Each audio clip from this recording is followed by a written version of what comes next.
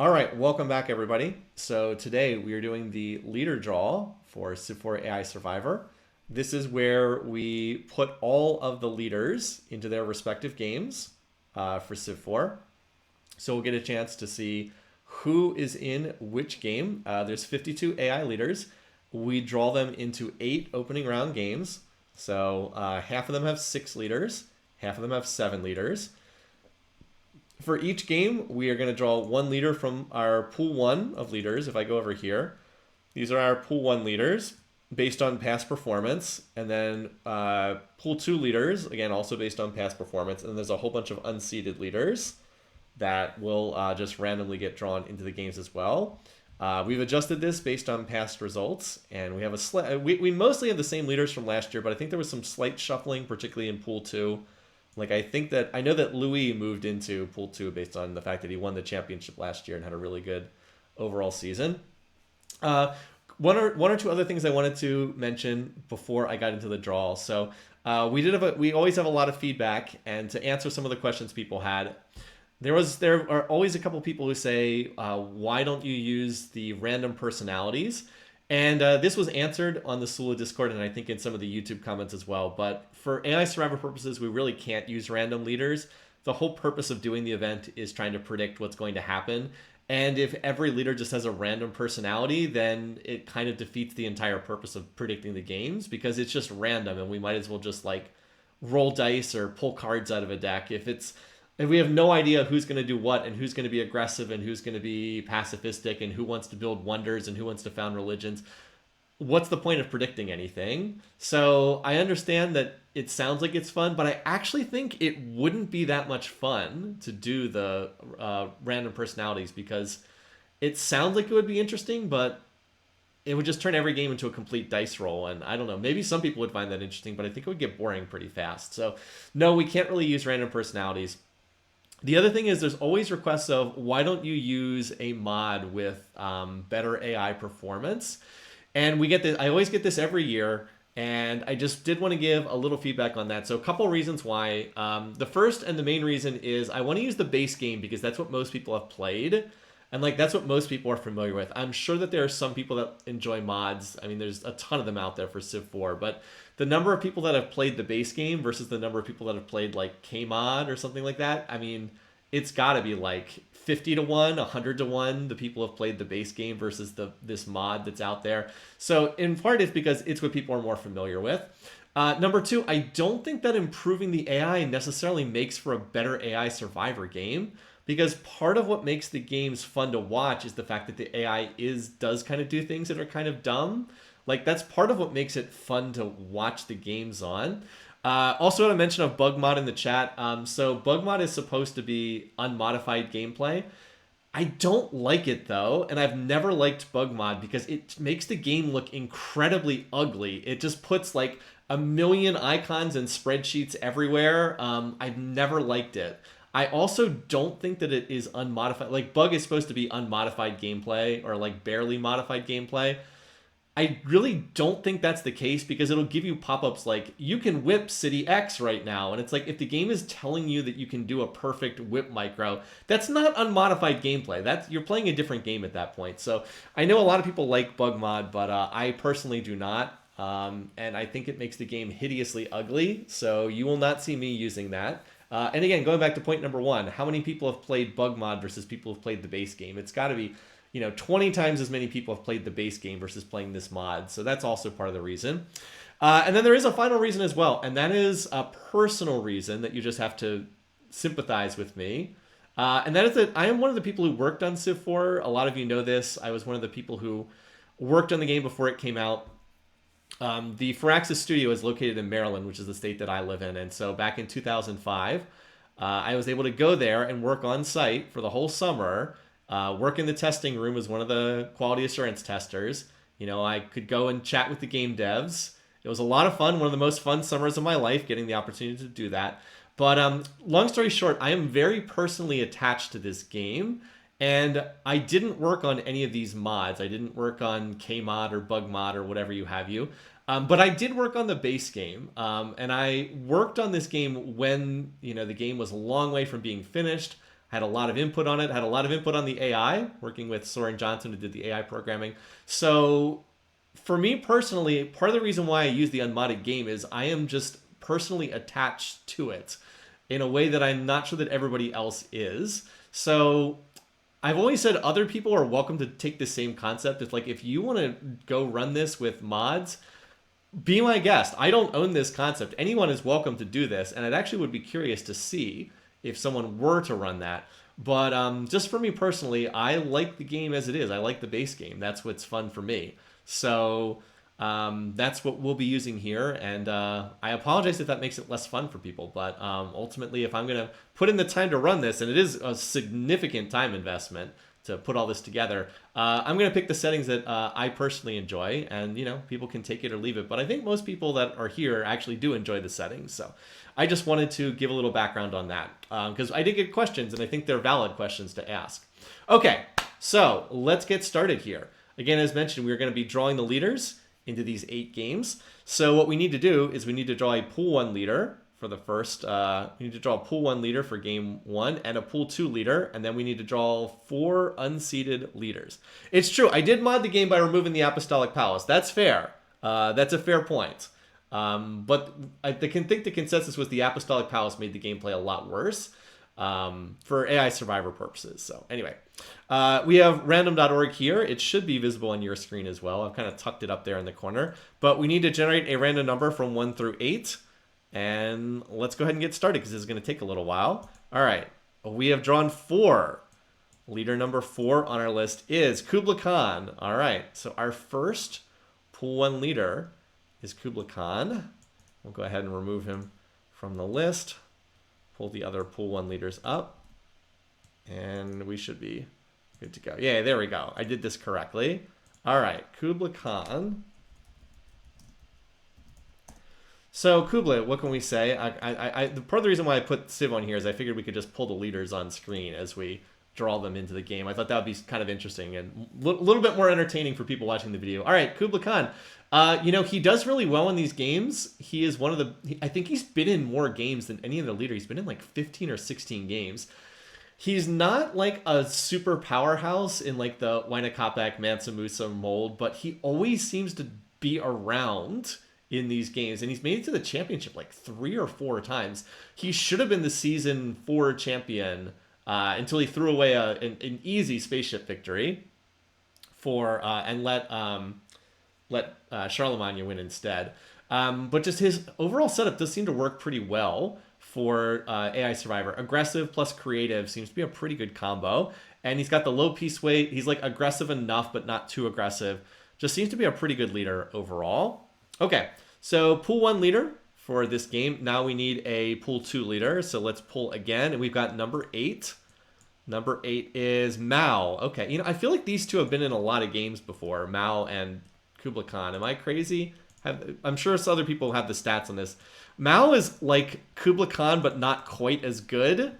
Would be the way that I would describe that. His traits not quite as good. Expansive, not especially great for AI Survivor purposes. It's not terrible, but it's not great. Protective, decent. Better than you would think for AI Survivor, but still not great.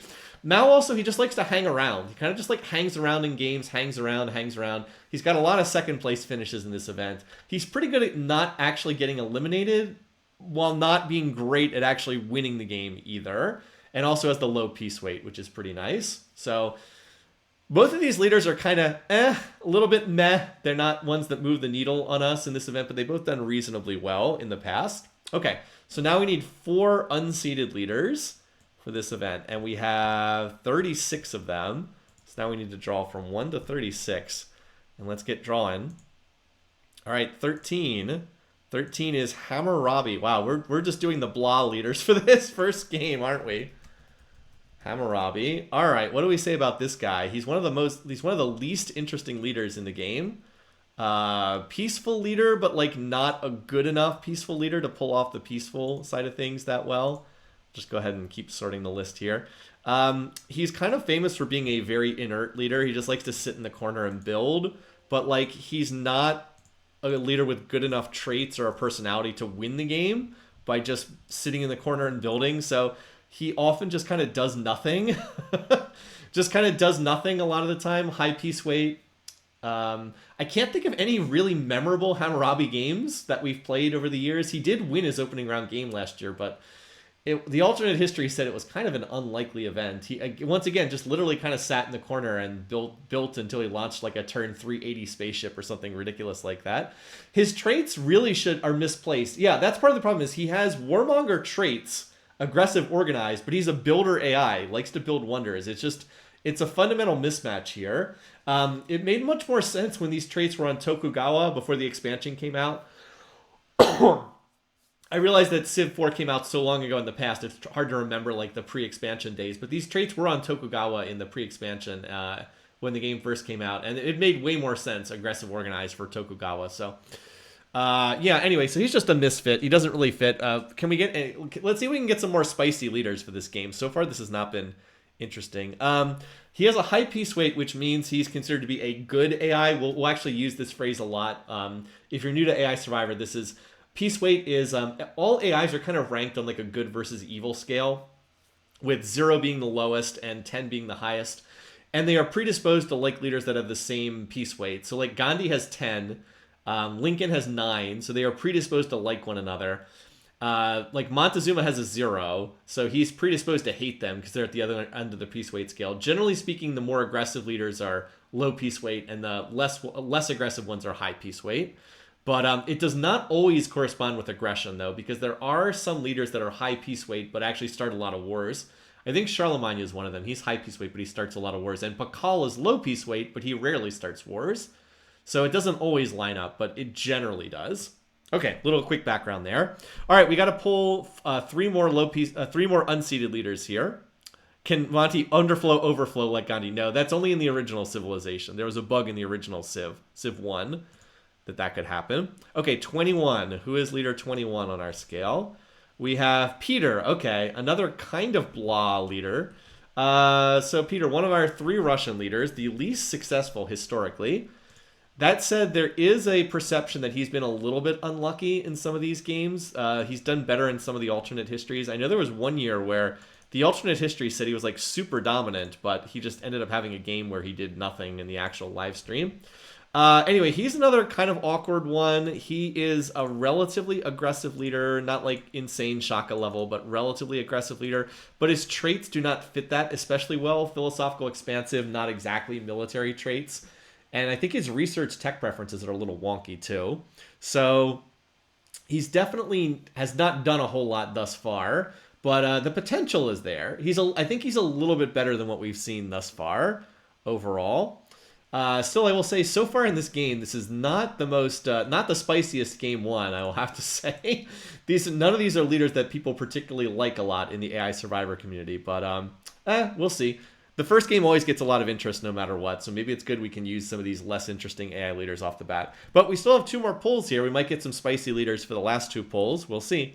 All right, we are now leader number 4 from the unseeded pool, and that is Boudica. Okay, this is a little bit more spicy. We've got Boudica going into this game. All right. Let me pull her up on the screen. One of the very few female leaders. There's only 6 female leaders in Civ 4 out of the 52. The game is not especially well balanced in that regard. So Boudica, if you want military traits, aggressive, charismatic, super duper aggressive traits here. She tends to be very poor at econ, as you would expect. Someone who has traits like that. She has very high train unit emphasis. She loves to train units. She has a bad tendency to fall behind in technology, though. It's pretty common for her to fall behind in tech. Other interesting quirk about her, she will not declare war at pleased. Very unusual quirk for her. Almost all of the aggressive leaders will declare war at pleased relations, but she will not. She will not declare war at pleased. And this is something that does undercut her effectiveness a little bit, is that she will build a lot of units and then sometimes not use them while also having these traits that are really bad for economic purposes. So she's had some games where she's been effective, but she's also had a lot where she's kind of built a lot of units and then fallen really, really, really far behind and not really done anything. But she's definitely a more interesting leader than the others, so I suspect we'll get some interest in her. All right, and then we have one last pull from the unseeded for this first game. we are pulling number 6, and that is Churchill. Okay. Another leader that's a little on the blah scale, but I will say this about Churchill. He's done really well the last 2 seasons. He's made it to the championship both of the last 2 seasons. So Churchill, he is an AI leader who kind of has middle stats in almost everything. Has like middle stats in almost every single category. Middling piece weight, middling aggression level, middling build unit level, middling build wonder level. The only thing that's unusual about his numbers is he likes to emphasize espionage for whatever reason. They gave him like an espionage emphasis, which tends not to be great in AI Survivor because espionage spending is spending that's not going into research, which would be generally a better way to use that. But he is good at surviving. His protective trait means that he does survive reasonably well. And he has made it to the championship somewhat pretty surprisingly the last 2 seasons. Now, the caveat for that is in one of those maps, he got this ridiculously good map start that allowed him to win an opening round victory. He also had a lot of second place finishes that the alternate history said were not especially likely.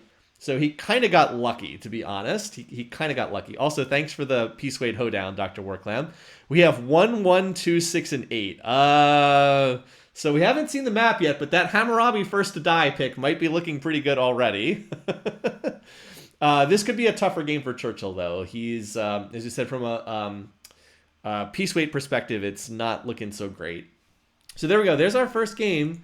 Kublai Khan, Mao, Boudica, Churchill, Hammurabi, Peter. Interesting mix here. A lot of, like I said, lesser known leaders, flying under the radar leaders in this first one. So first game is set. All right, we got to do 7 more games. This is going to take a little while, so let's keep going. We now have to pull our pool 1 leader for game number 2. This is going to be a game with 7 AIs, so we've got 1 extra for this game. Let's see who we draw. 3. Leader number 3 is Justinian. All right. Winner of the inaugural season of AI Survivor. Justinian is probably best known for being for his religious focus. He is almost always going to found a religion, and then he's going to like whoever has his religion, and he's going to dislike whoever doesn't have his religion. He's been able to do the religion plus military combo kind of better than any of the other leaders. Has very good traits. Spiritual means the AI doesn't waste turns in anarchy. Imperialistic, always good for helping them expand. Can suffer a little bit on the economic side of things because he doesn't have any econ traits, but he does expand well. And he also has the Cataphract unique unit as a result of being Byzantium. He's got these, which are really, really good. A knight with 12 strength, really, really good. Sometimes he delays guilds for a long time. Other interesting thing about Justinian, he also won't declare war at pleased. So he tends to be pretty good at making religious allies. His ideal game is he makes allies with like 2 other AIs via religion, and then he just goes and conquers everyone who doesn't have his religion. He hasn't made the playoffs the last couple seasons, but he's done really well in the alternate history, so he's been a little bit unlucky in recent years. He was the top scoring AI on his opening round game in Season 6 and Season 7. He didn't make it to the playoffs in either one of those seasons, but the alternate history said he was the top scoring leader on the map both times, and he just got kind of unlucky. So, yeah, the sensible zealot, as Dr. Worklam just said, the sensible zealot. Anyway, welcome those of you who are just getting here. We are still early on in our picking setup here. We've got the first game set, and we're working on game number 2 right now. So we need another pool 2 leader. So we're going to pull our next leader here. Number 5. Number 5 is Gilgamesh. I feel like these two have been in games before. At this point, a lot of the leaders have been in games before, to be fair. But, all right, Gilgamesh. All right. So this guy is kind of up and down. He's had a number of seasons where he's done nothing, and then he's had a couple other seasons where he was just dominant. He came very close to winning the championship in one of these seasons. I know he was close in one of these years. So he's another one who's militaristic. He's kind of an interesting combo. He's kind of military plus culture. He has creative trait, and he actually likes to build wonders quite a bit. And then he's got protective trait, which, as we said, is actually not that bad for AI Survivor. It's not amazing, but it's decent because the AI loves to just ram units into cities that are protected by protective archers. Hey, welcome those of you just getting here again. Feels like he has the erratic personality. I think that's kind of accurate. So he's another warmonger, low peace weight, high aggression, likes to start wars. But but creative is a pretty good trait in this. And I don't know. Like I said, he's had some seasons where he just kind of crushed the map, and then other seasons where he's done very little. So he does have a lot of kills. I think he's one of the top scoring kill leaders. But he did drop back into Pool 2. I think he was in Pool 1 briefly, and now he's dropped back into Pool 2. So he is inconsistent. He's an inconsistent leader to be sure. But yeah, when he gets going, he can be pretty strong. So we'll have to see. A lot will depend on what start he gets, as always. So Justinian Gilgamesh, a little bit more heft in this group than in game 1 so far. And then we need to draw 5 unseeded leaders. So how many do we still have in the pool? We have 32 in the pool. Is that right? We drew, yeah, because we had 36 and we drew 4 of them. All right, so let's start drawing our unseeded leaders for this game. 27. We have Tokugawa. All right, well, Toku is certainly a noteworthy leader. He's kind of in the middle in terms of AI survivor performance. I don't think he's he's nowhere near one of the best. Like, he's obviously not one of the best. But he doesn't seem like he's one of the worst either. As I said, he's like somewhere in the middle in terms of AI survivor performance.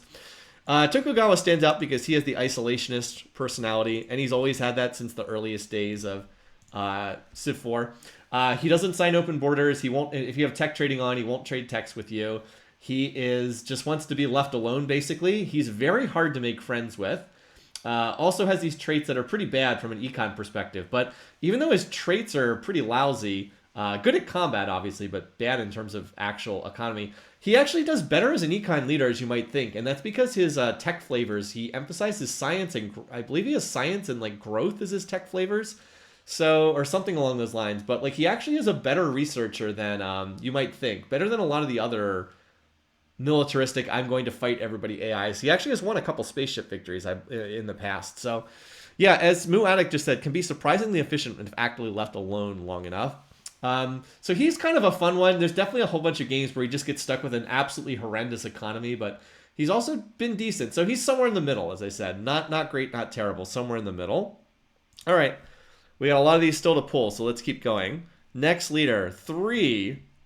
That is going to be Bismarck. Okay. Another one of the leaders. This guy is, I think I would describe him as should be better than he is, but is not actually good. He seems like he'd be a pretty effective leader for AI survivor purposes. He has a middle piece weight, middle aggression level. So he's like not too aggressive, but it seems as though this has often made it so he doesn't make good enough friends, if that works. Decent traits, expansive industrious, not great, not terrible. Okay, I guess industrious is actually pretty bad for AI survivor purposes. Maybe that's part of what holds him back. Industrious is not very good for AI survivor purposes. We had the question, has anyone ever seen him do well? Yes, his opening round game in, I think it was season 6, the season before the one we just did. He had a really good starting position, and he not only did he won his opening round game that year, and he also crushed the alternate histories. He had like 17 victories in the alternate histories out of 20 games, something absolutely absurd. So he had one really good game, but outside of that, he's really struggled.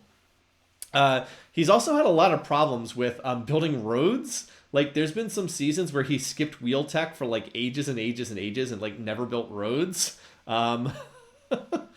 So again, he's been pretty underwhelming thus far, outside of one game where like everything came together for him. He's been, like I said, not one of the better leaders, at least up to date thus far. Okay, next one. Got to get another one. Suffers for tech flavor. Yeah, he has his. That's right. So as Philly D said, his tech flavor is military, and that's his only flavor. So he always researches archery out of the gate, and it really seems to crimp his early growth curve. He rushes early archery tech instead of getting worker techs that he needs, and so it just puts him behind the 8 ball early on. Okay, next leader, 9. 9 is all right. You want another military leader, Genghis Khan. Here we go. This is the less successful of the two Khans, the two Mongolian leaders. Genghis Khan Temujin, he's just super aggressive. His traits are all aggressive imperialistic. He's just fight, train lots of units. He's going to research all the military techs. He's not going to bother to get an economy. He's never won a game. I don't think he's even ever gotten I don't think he's ever had a first or second finish thus far. He's just too aggressive for his own good. And that's the pattern for most of these like unbelievably aggressive leaders, is they're just too aggressive for their own good. But he can certainly wreck some other people's games before he gets taken out. Typically, he'll start an early war, he'll ruin someone else's game, and then he'll ruin his own game in the process because he just will, he'll be running around with longbows when everybody else has rifles, and that does not end well. Not great for Justinian. That's a good point. Who's Justinian going to be friends with? Well, Bismarck is pretty close to Justinian in peace weight, but it would help Justinian if he had some higher peace weight leaders in this game. Whoever gets his, and that's true, his religion can also make him friends as well. So I wouldn't say that this is too bad for Justinian, but it could be better. All right, next poll, 26, down at the bottom of the list. Oh, well, here we go. One of the community's favorite leaders, Wang Khan. We've got the infamous Troll King, as he's been dubbed by the community. So Wang Khan, high peace weight leader. He has a financial trait along with protective, which is kind of a weird combo. He's the only Korean leader in this game. On its face value, he should seem like he's a pretty good leader because, like, he should be able to do the I'm a peaceful leader, I'm going to research things better than some of the other ones. But he just seems to have this really weird AI personality. He loves to just do bizarre stuff that doesn't make sense. In particular, we've had multiple games where he just marches his army completely across the map to go attack someone on the other side of the world. And like he's done this in a lot of games. He's also had the Season 3 game, which is kind of famous because he like lost 2/3 of his empire. And then he got it back again because one of the other AI leaders, I think it was Meth but I'm not 100% sure, just like kept gifting cities back to him after they'd been captured or something ridiculous like that. And then he won a same-turn spaceship victory tiebreaker over Charlemagne, which is one of the most ridiculous endings we've ever had in the history of this game. So he just does weird stuff. Whatever games he's in tend to be unpredictable. I don't actually think he's an especially good leader. He's like middling, mediocre, but his games have been really bizarre, and it's been entertaining, to say the least. So yeah, we have Genghis Khan to ruin someone else's game, and Wang Khan to ruin everybody else's game. Something like that. So this game's looking a little bit more interesting now. And we still get one more leader. All right, number 4. Oh, okay. Well, the interesting factor in this game just went up substantially as well. So with Wang Khan and Kathy as the last 2 leaders, definitely making the game pretty interesting. All right, so what can we say about her? Kathy is one of the more unique personalities in this game. I've described her as the high-maintenance girlfriend or high-maintenance boyfriend in the past, just due to the way that she's programmed. She loves to make demands constantly. She will constantly ask you to swap to her religion, swap to her civics. If there's tech trading, ask to trade techs with you. Over and over and over again, she will make lots and lots of demands. And if you don't agree to her demands, there's a special penalty attached. You get a -2 relations penalty if you don't adhere to her demands, which is unique to her. She's also the only leader in the game that can be bribed to enter a war at friendly relations. So even if you're friendly with her, she actually will still declare war on you if she is bribed into it by someone else. Has really interesting traits, creative, imperialistic, great for expanding. She's going to pick a lot of fights, and she has tended to do pretty well. Now, she's been a Pool 2 leader for a lot of seasons, but she is, I think, fallen out of the Pool 2 list narrowly in this particular season. It was either this season or last season she fell out of the Pool 2 leaders. She is definitely one of our most popular leaders in Civ4 AI Survivor. Also noteworthy for her portrait graphics are so completely different in this game than in Civ 3, where she was like this old crone, but like now they made her this very young, youthful leader. Also, you might notice she keeps winking at the camera. They made her a very flirty character. I believe if you refuse one of her demands, she like slaps the camera. Anyway, they made her a very unique individual. We had a question: did we ever consider immortal instead of deity? No, the big reason is the games would just take a lot longer. Was the biggest reason. They already take like 3 hours to play out, so I don't want to run them on immortal and have them take 4 hours to play out. So anyway, yeah, this is an interesting game. I will say this game was already looking to be like one of the most fun opening round games. Justinian, Gilgamesh, Kathy, Genghis Khan, Tokugawa, Wang Khan, but Bismarck is like the only kind of blah leader in here. Everybody else is spicy in one way or another, so yeah, I don't know. I mean, as always, you need to see the starting positions because someone who could be really strong in one game could be weak in another game just because they have a bad start. But yeah, we'll have to take a look at the map and figure it out. As I said, I'm going to work on putting that together today and hopefully have it ready for tonight. on the website. Okay. Well, we still have 6 more games to do, so let's keep going. Game number 6. So we have to go back to drawing a pool 1 leader. So 1 through 6. And we have leader number 1. Well, I already know who that is because this is in alphabetical order. And that is the man, the myth, the legend. Wina Kopak is leader number 1. So he's going to get drawn into this game. I mean, what more needs to be said about our Incan leader? Drew a bid of 100 gold. Drew a bid of 100 gold in the fantasy contest last year. Now, that didn't work out that great because he didn't have a great season 7. But he is the highest performing leader in AI Survivor history. He has 8 first place finishes. He's also tied for the most kills in AI Survivor history. Industrious financial trait, has financial trait, which is always good. Has the rare combination of good econ traits, but also a low piece weight AI. So he tends to avoid aggression from a lot of the other low piece weight AIs. Very likely to found a religion because he starts with mysticism trait, can often make friends that way. Has the terrace, which is a very overpowered building, arguably the best unique building in the game. So in many ways, it's almost like he has 3 traits because he kind of has mini creative trait as well. And he's just really, really strong in this game. He's really good at econ. He's really good at fighting. He's good diplomatically. He makes allies easily. That doesn't mean he's invincible, but yeah, he's very, very strong. I suspect he'll be one of the favorites for this game. Alrighty. And yes, there is a fantasy contest this year. We're going to do that fantasy contest auction in 2 weeks from now. As long as he avoids Wonderland, yes, agreed. If he builds too many wonders, that's probably his biggest weakness. But we have seen him manage to be competitive even from some very weak starts in the past. So he'll be one of the popular picks for this game, I'm sure, no matter what his starting position is. All right, next up, Pool 2 leader, leader number 5. Oh, I needed to slot everybody else up an additional tile here. Okay. All right, clear. Anyway, we know who it is. It's leader number 5. So that is Hannibal, another financial leader, double financial in this game. Okay. I know that there is a couple people that really like Hannibal in the picking contest and think that he is undervalued as compared to how he's actually done, because he has had some bad starts in past years. All right, Hannibal. As I said, another financial leader. Financial charismatic, good traits, low piece weight. I believe his piece weight is 1 or 0, so it's pretty low. Good at military stuff. He's fairly aggressive, more aggressive than Wina Kopak is, to be sure.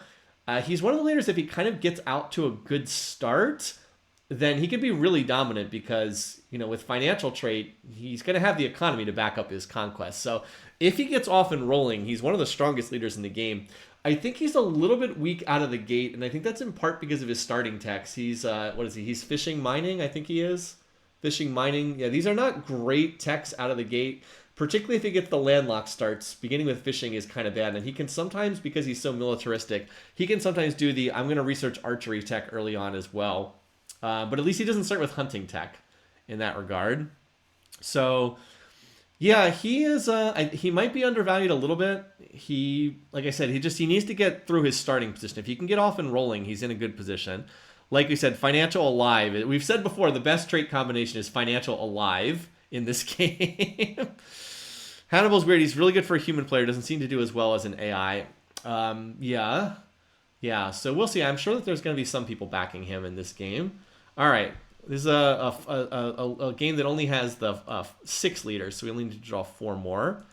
And we have 27 in the unseeded pool remaining. All right. So 26. Willem. Oh, wow. It's the financial fest in this game. Okay. As well as a lot of leaders with orange borders. All right. So Willem, another, as we said, another financial leader. Very good economic traits, creative financial. He's kind of middling piece weight. I think his piece weight's 4, so like it's slightly below average, but not too low. Biggest weakness for Willem. He doesn't like to research rifling tech. This is a well-known issue in the AI Survivor community. He will often go to great lengths to avoid researching rifling tech. There's been many games where he would have won easily, but he just refused to research rifling. Like, he's gone to flight tech before he researched rifling before. So, as usual, financial alive. If he remember to keep Willem orange. We'll have to flip Hannibal to something else. We'll keep him. Want to keep the Dutch orange because it makes sense to do that. I know we also have some Dutch fan of Dutch people who take part in this event. This game is looking like an econ off, to be sure. This is a lot of econ heft in this game, like especially compared to like this game. No one has particularly good econ traits in this game, whereas we have financial, financial, financial. So as always, Willem has really good odds to win a cultural victory if he just stays alive, but he does not defend himself very well, so he also often gets taken out. This is a terrible draw for Willem. Wijnkopic and Hannibal, good enough financial to build rifles. Yeah, probably not the best draw for Willem in this particular year. But, you know, maybe if Wijnkopic gets roughed up by somebody else, it creates the space for him to win by culture. So who knows? Anyway, definitely financial game 3. This one's going to stand out for sure. And we still need to see who the other 3 leaders are in this game. Can we draw another financial leader into this game? 21. The answer is no, but you guys want some action for this one. Well, we got some action for this one by drawing Shaka into this game. I mean, if you've played Civ4 at all, leave aside Civ4 AI Survivor. If you've played this game at all, you know Shaka. He's super aggressive. He likes to declare war a lot. Economy? What's economy? He's going to go to war early and often. He has militaristic traits. What is he? Aggressive, expansive. Good traits for that. Well, reasonably good traits. They're obviously you could have better, but they're reasonably good. Has the impies, so he's going to be running around with his 2-move spears. Yeah, he likes to declare wars. Not much more to say. He's going to research military tech, and he's going to fight a lot of wars. He's like the 2nd or 3rd most aggressive leader in this game. I will say in Shaka's defense, he has been better at the at actually winning these games than a number of the other leaders. Like, he's not in the Montezuma, Ragnar, Genghis Khan category. All of them have like never won a game. Well, actually, that's not true. Monty did win a game last year, even though it was statistically wildly unlikely, as we know from the alternate histories. But all of those are terrible leaders. Shaka actually does seem to do reasonably well. He's taken a couple first, and I think he has a couple second place finishes as well. So he's definitely better than them. Like he does seem to be able to manage some economy, and I think it's because his unique building is a barracks that gives him some maintenance reduction. Because like he's going to spam the barracks everywhere. So I think that's a reason why he does a little bit better than them. He's the slightly less crazy warmonger. Exactly. So he's a little bit better than them. But still, this is quite a game here. After the first game was a little bit blah. Wijnkopic, Hannibal, Willem, Shaka. So who else is going to join the party here? We got room for at least, 2 more leaders. 21. Sitting Bull, okay. Well, if you wanted a punching bag for Shaka and Hannibal to go beat up, that would be Sitting Bull. Sitting Bull is one of the worst leaders in AI Survivor. This guy has a single second place finish, and he's really done nothing else in any other game. He is just a profoundly misprogrammed AI leader. He just doesn't fit at all. So he is a leader who likes to build units. He trains a lot of units. He has very, very high build unit emphasis. But he doesn't like to declare war. So he builds units but doesn't go to war. He also has a high peace weight, which means that all the other militaristic leaders, and we have quite a few of them in this game. So Wijnkopic's going to dislike him. Hannibal's going to dislike him. Shaka's going to dislike him. He basically ends up in these situations where he builds a lot of units and then he just gets dogpiled and like he slowly dies in every game without doing anything other than serving as a speed bump for other leaders. As I said, he's just kind of a misprogrammed AI leader. He doesn't really make sense.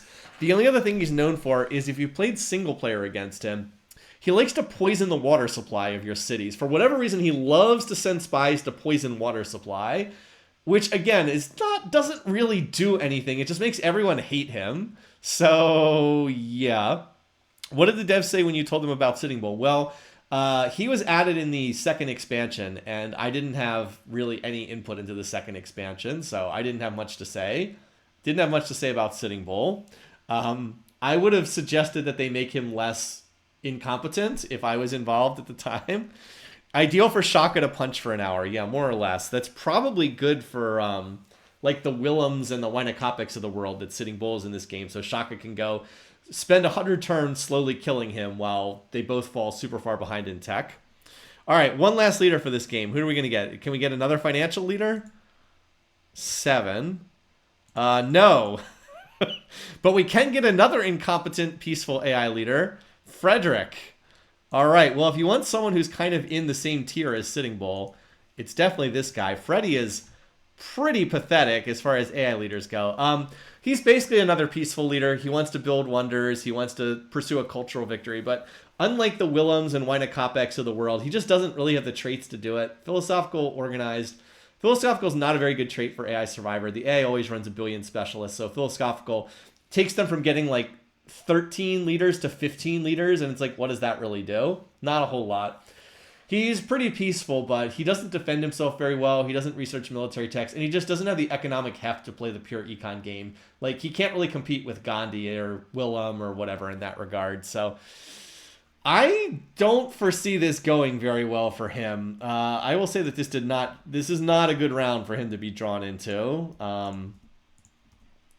But this is good news for, as I said, good news for Wynakopek and Willem. They're more likely to dodge early aggression now and be able to just get their econs out to an insane start where they, because like that's how Wynakopek and Willem win the game, is their econ just gets out of control. Shaka wins the game by overrunning the map, but it's gonna be hard.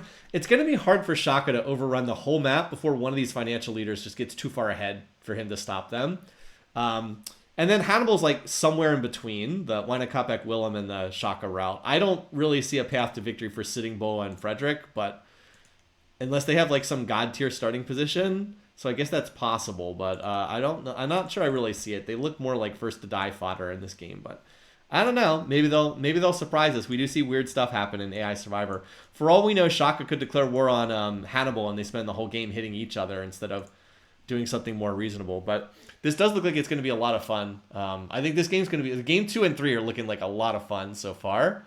What's with universal suffrage being Freddy's favorite civic? I don't know. That doesn't make any sense.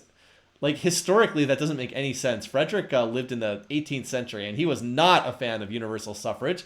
The man was an enlightened despot, for crying out loud, so I don't think that makes any sense. Maybe they just needed another leader to have suffrage as their favorite civic, so who knows. Oh, also, yeah, Freddy last year in his opening round game had one of the most pathetic performances we've ever seen. It was like 100 turns into the game, and he like didn't even have bronze. He like barely had bronze working tech. It was unbelievable how bad he was last season. Go watch the video. It was the game that Monty won. Frederick was so pathetic last year. All right, anyway, so that's 3 game set. Now we still need to do 5 more. Who is still left in the pool for pool 1? So we have Julius Caesar, Mansa Musa, Pakal, Stalin, Sergei Varman. So we still have them. And then the second tier, Alex, Charlemagne, Darius, Gandhi, and Louis. All right. So pathetic that Monty won. Yeah, Hatchett probably should have won the game, but Monty actually did win a game. All right, let's see who we get for our pool 1 leader here. 2, Mansa Musa. All right, one of our other favorites. Mansa actually did win a season of AI Survivor, which is kind of a miracle given that his peace weight situation is so bad in this game. But if you want the best economic leader in Civ4, it's Mansa. He is the best economic leader. He's better. He's a better pure techer than Wynakopek. I think he's better than Darius as well. Would probably be the other leader in that category. So financial, spiritual, just insane economic traits. Never waste a turn in anarchy. Financial from the get-go. Loves to build cottages. If left alone, he will run away with the game economically. Interestingly enough, will declare war at pleased. He has a low aggression rating, but he will declare war at pleased, which is not what you would necessarily expect. He has won 8 games of AI Survivor before, 8 first place finishes. He has 0 second place finishes. So he is a first or eighth. I realize that's a teamfight tactics term, but he is a first or eighth competitor for sure. He's either going to win the game or he's going to get eliminated. It's very unlikely that he survives if he doesn't win, because if he's still alive, he's probably won the game. But if he isn't alive, then obviously he's dead and he can't win the game. So, yep, he's going to outtech everybody if left alone. What he wants here is he wants a field of high peace weight AIs so he can get left alone. He does have a peace weight score of 9, so he draws aggression if he's got warmongers. So he would really like it if this pool 2 leader is Darius or Charlemagne or Gandhi. Actually, Gandhi would be good for him as well. He does not want it to be Alex or Louis, but we're about to see. So he's got like 60% odds to get someone decent here. Let's see. He is going to fail because he's drawn Alex as his pool 2 leader. That's unfortunate for Mansa. As we said, Alex is your standard militaristic leader. He's very aggressive, trains a lot of units, fights a lot of wars, and that's that's pretty much what you can say about him. He has the earliest victory. I believe he has the earliest kill in AI Survivor history. He killed Zara Jakob in like turn 75 in one of these games or something like that. It was like turn 70, 80, something like that. But you don't want to see this if you're Mansa Musa, because this guy likes to declare war, and he's going to attack someone early. Aggressive trait synergizes with that. Philosophical, not so much. As you would expect, his economy tends to be pretty sad. But, if he gets the snowball rolling, he just will attack and attack and attack and attack and attack, and sometimes that works out. So it worked out for him last year. He won his opening round game. He just kind of kept attacking. By the way, he keeps getting drawn into games with Zara over and over again, so we'll see if that happens again. I'm kind of surprised he made it into Pool 2. He doesn't feel like a Pool 2 leader, but he did do well enough to get there last season. So, yeah, he's with the big boys now in Pool 2. Now we need to drive 5 more leaders. So, we have 23 remaining. Need to draw 5 more. Let's see who's going to join him in this game. 22, Washington. All right, not one of our more famous AI leaders. Washington is kind of a in the middle leader, as I mentioned. So one of the American leaders in this game. His scores are mostly, as I said, kind of middling. He's like middle aggression level, middle train units level. His piece weight, I believe, is 6, I think, which is, again, relatively in the middle. He actually have traits that are pretty good for warfare. Expansive Charismatic are actually not bad for fighting. But he's kind of a misplaced leader, again, in other respects, because he actually does train a decent number of units, but then he's not that aggressive. He's like kind of in the middle. Oh, is it 8? Okay. Yeah. So he like wants to fight, but like also doesn't want to fight. So he kind of gets stuck in like this awkward position where he's not a true econ leader, but like not a true military leader either. So as I said, he's kind of in a weird position overall, and he hasn't been terribly effective. I think he had one game where he had a really good starting position and he won the game, but other than that has not done a whole lot. So as I said, kind of stuck in a middle awkward position overall. Not one of our more popular leaders, I'll say. We tend to like the more extreme leaders. All right. What is it? 4 more leaders to go in this game. Number 15. Okay, another leader in that mold, Qin Shi Huang. So in Civ4, again, kind of also a little bit of a middling leader as well. He's low piece weight. He's relatively low aggression, which, by the way, does not fit the historical Qin Shi Huang at all. Has industrious trait. He actually does build a decent number of wonders, and then has protective trait. Has been relatively good at surviving. He's an okay economic leader. I mean, he's not in like the Waina Kopek, Mansa Musa category. But if left alone, he's actually a somewhat decent economic leader. He actually has more peaceful tech preferences, so he's less likely to go nuts on military tech, and he actually can build a solid economy if left alone. But, he's not as good militaristic as some of these other leaders. He's not as good economically as some of these other leaders. He is kind of stuck somewhere in between. By the way, Excel, please stop going crazy here. As I said, he kind of falls through the cracks. He's been in the wildcard game a lot. He kind of feels like a wildcard leader overall. As I said, he kind of feels like someone who often ends up doesn't die in the opening round game, but like also doesn't win or take second place. So I think he's been there quite a bit, like 4 or 5 times overall. So as I said, just another one of those leaders. Doesn't stand out that much overall. And you got delete key. I'm not sure that this keyboard even does this laptop keyboard even have a delete key? I guess it does. All right. Anyway, so we need to pull 2 more leaders for this game, right? 3 more leaders for this game. Okay, so 21 unseated leaders left, and we are pulling leader 21, and it is Zara. We have Alex and Zara in the same game again. Oh my goodness. Zara once again in the same game as... How many times is this going to happen? This is wild. Again, I can't rig this. It's literally random.org. I can't rig this. Oh boy. Okay, so this is noteworthy, mostly because Zara and Alex keep being drawn into the same game. I think this is 3 years in a row they've been in the same opening round game. It's just wild.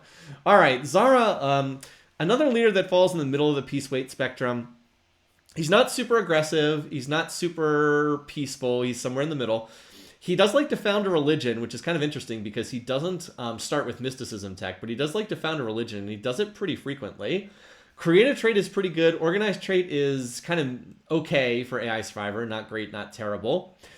He's most noteworthy for the big run he went on in Season 1, where he went to the wildcard game and then went all the way to the championship game and actually almost won the championship game, came in second place. So outside of that, though, he hasn't really done that much in other years. He's kind of also famous in recent years for getting killed by Alex over and over again. He's been killed by Alex, like literally not died, killed by Alex like 3 different times, I think. Kind of wild. Yeah, he better hope he's not next to Alex again. It's just, yeah, I realize this is all randomness. If you draw enough numbers out of a hat, you're going to see patterns eventually, even though the patterns don't actually exist. It's just all random. But, yeah. In the same game with Alex again. Okay. So what are we looking at for this game? We need 2 more leaders. So we have Mansa. And then, let's see. Alex is aggressive. You know, the rest of this field is looking pretty good for Mansa. Alex is the only really aggressive leader so far. Like, Qin Shi Huang is not a super aggressive leader in Civ 4. And Zara and Washington are, as we said, somewhere in the middle. So this is a pretty good field for Mansa. He would like another high peace weight leader, because nobody is super high peace weight, but there's not too many warmongers yet. So it's an okay field for Mansa. Definitely better than some of the ones he's in. There's many more low peace weight leaders than high peace weight leaders. It is not a balanced spectrum. So that's why leaders like Mansa have such a hard time making it far in the competition, because by the time they get to the playoffs, it's usually heavily weighted in favor of the low peace weights. But he did actually win the championship one year. All right, next leader is 14, Pericles. That's also a good draw for Mansa Musa. He gets another high peace weight leader in here. So Pericles is another leader who largely wants to stay peaceful, generally wants to develop his economy. He likes to go for a cultural victory. I mean, look at his traits: philosophical, creative. As you'd expect, he wants to go for the more peaceful victory types, especially culture. He's a good one to have in the same game as Gandhi. His peace weight's actually only 6, so it's not quite as high. I believe it's 6. Correct me if I'm wrong. It's not quite as high as you might think, but he generally is not like, he generally doesn't start a whole lot of wars. Also note the double Greece. We have Alex and Pericles in the same game. So yeah, Greek double war, Greek civil war. Excuse me. As we're saying, in chat, going to depend on whether Alex can eat them one by one. I don't think this is actually a good field for Alex. I think there's too many middle to high peace weight leaders in this game. And I think he probably, unless he starts next to Mansa Musa, and I think Alex's only realistic path to victory is start next to Mansa and run him over. Or maybe he starts next to Zara and runs over Zara. But he'd have to do it pretty fast, because Mansa Musa is always a ticking time bomb. He's going to win the game by like turn 300 if you don't win another victory condition. Right, I'm more thinking this. He'll ruin someone's game and then leave Mansa to run away with the game. That's probably how I think it plays out, but I don't know. As always, depends on where they start. Okay. And by the way, and here's our last draw. I do have all the maps picked out. I just have to sort everybody onto each map. And I'm going to do that later today, and I'm going to try to have that ready for tonight. Okay. Our last leader is Saladin. Okay. Another leader in kind of that middle tier. Saladin. So he is another military plus religion. There's probably like 5 or 6 leaders that kind of have this overall setup. Military plus religion. Spiritual protective traits. Spiritual, always good to have for the AIs because they waste so many turns in anarchy. Protective, as we said, not good, but not terrible for AI Survivor. He's relatively simple. He's going to found a religion, and then he's going to like anyone who has his religion and dislike anyone who has a different religion. Does have theocracy, so he tends to stay in the same religion the whole game and won't let anyone else swap to his religion. So let's see. Let's get our overall field set here. That's a lot of AI leaders that are around like 4 to 6 in terms of peace weight, which is kind of interesting. We don't have, so we have 2 people at the ends of the spectrum, right? We have, wait, that's a misprint there. Here we go. Is Pericles really the first out of these 5 in alphabetical order? I guess he is. So we have 1 super high peace weight leader, Matza, very peaceful. 1 low peace weight leader in Alex, and the rest of these are all pretty close together. I guess Washington also has a peace weight of 8. Saladin is pretty good at staying alive. He's not great at winning the game, but he is pretty good at staying alive. Why don't you sort by draw instead of alphabetically? Well, these are sorted, right? The pool 1 and pool 2 leaders are here, and then the unseeded leaders are just alphabetical. Because the whole point is that there's no difference between these. They're all unseeded, and so I just put them in alphabetical order for simplicity's sake.